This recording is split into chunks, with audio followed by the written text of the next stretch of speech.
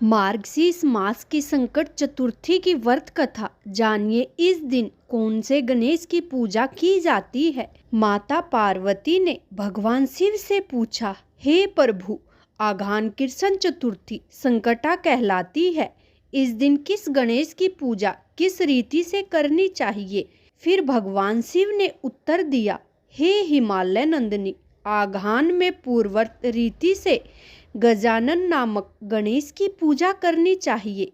पूजन के बाद आराध्य देना चाहिए।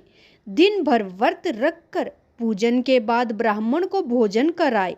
जो तिल, चावल, चीनी और घृत या शक्कर बनाकर हवन कराए तो वह अपने शत्रु विषीभूत कर सकता है। इस संबंध में हम एक प्राचीन इतिहास सुनाते हैं।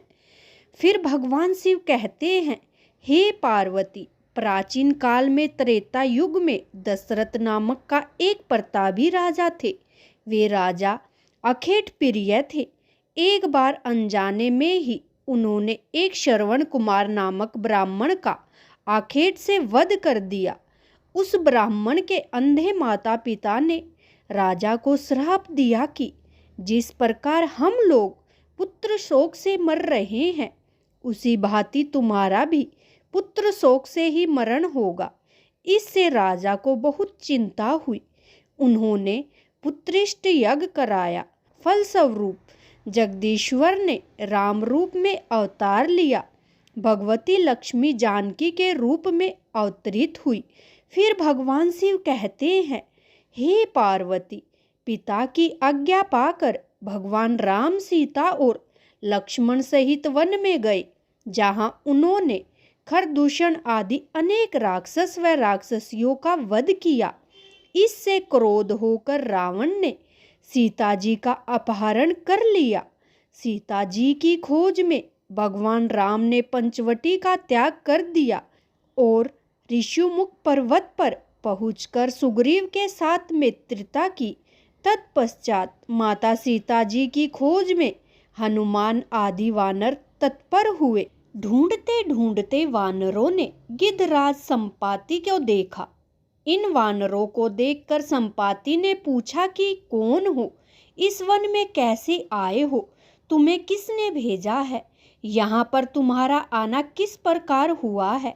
संपाति की बात सुनकर वानरों ने उत्तर दिया कि भगवान विष्णु के अवतार दशरथ नंदन राम जी सीता और लक्ष्मी जी के साथ वन में आए हैं।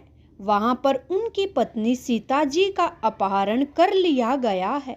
हे मित्र, इस बात को हम लोग नहीं जानते कि सीता कहाँ है। उनकी बात सुनकर संपाति ने कहा कि तुम सब रामचंद्र के सेवक होने के नाते हमारे मित्र हुए। जानकी जी का जिसने हरण किया है और वह जिस स्थान पर है वह मुझे मालूम है।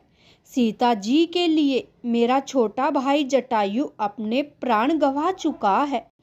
यहाँ से थोड़ी ही दूर पर समुंदर और समुंदर के उस पार राक्षस नगरी है।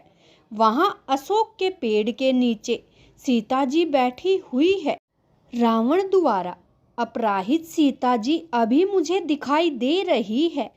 मैं आपसे सत्य कह रहा हूँ कि सभी वानरों में हनुमान जी अति बलशाली है, अतः उन्हें वहां जाना चाहिए। केवल हनुमान जी ही अपने पराक्रम से समुंदर लांघ सकते हैं, अन्य कोई भी इस कार्य में समर्थ नहीं है। संपाति की यह बात सुनकर हनुमान जी ने पूछा कि हे संपाति, इस विशाल समुंदर को मैं किस प्रकार लांघ सकता हूँ। जब हमारे सब वानर उस पार जाने में असमर्थ है तो मैं अकेला कैसे पार कर सकता हूँ। हनुमान जी की यह बात सुनकर संपाति ने उत्तर दिया कि हे मित्र, आप संकटनाशक गणेश चतुर्थी का व्रत कीजिए।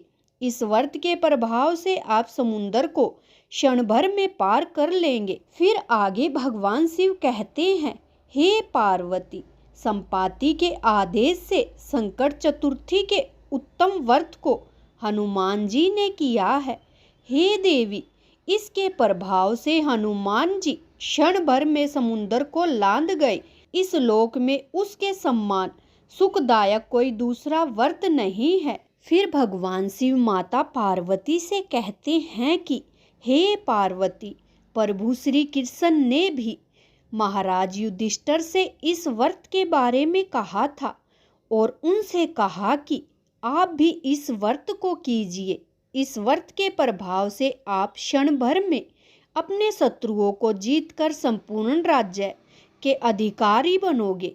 भगवान कृष्ण का वचन सुनकर युधिष्ठिर ने भी गणेश चतुर्थी का व्रत किया।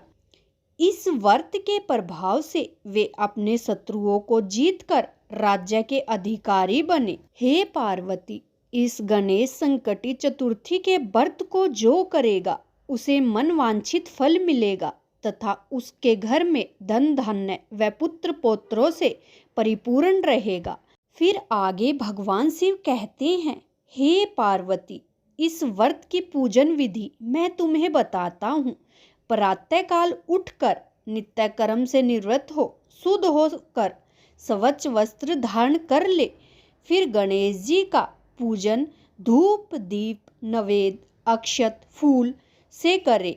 इसके बाद हाथ में जल तथा दूर्वा लेकर मन ही मन श्री गणेश का ध्यान करते हुए व्रत का संकल्प ले। अब कलश में जल भरकर उसमें थोड़ा गंगा जल डालकर मिलाए। कलश में दूर्वा सिक्के साबुत हल्दी रखे। इसके बाद लाल कपड़े से कलश का मुख बांध दे। कलश पर गणेश जी की प्रतिमा स्थापित करे। पूरे दिन श्री गणेश जी के मंत्र का मन ही मन उच्चारण करे। संध्या को दोबारा स्नान कर शुद्ध हो जाए। श्री गणेश जी के सामने सभी पूजन सामग्री के साथ बैठ जाए। विधि विधान से गणेश जी का पूजन करे। वस्त्र अर्पित करे। नैवेद्य के रूप में 10 लड्डू अर्पित करे। चंद्रमा के उदय होने पर चंद्रमा का पूजन करे और आराध्य दे। उसके बाद गणेश चतुर्थी की कथा सुने अथवा सुनाए।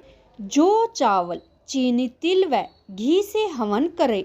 तत्पश्चात गणेश जी की आरती करे। 5 लड्डू प्रसाद के रूप में बांट दे और शेष 5 अगले दिन ब्राह्मणों को दान करे। इस प्रकार विधि पूर्वक गणेश जी का यह व्रत जो करेगा उसकी सभी मनोकामना पूर्ण होगी। वह भगवान शिव व माता पार्वती का भी आशीर्वाद प्राप्त होगा। आशा करती हूँ कि आपको हमारी यह वीडियो अच्छी लगी होगी और यदि आप भी प्रभु गणेश के सच्चे भक्त हैं तो कमेंट में जय गणेश लिखना न भूलें। वीडियो देखने के लिए आपका बहुत बहुत धन्यवाद।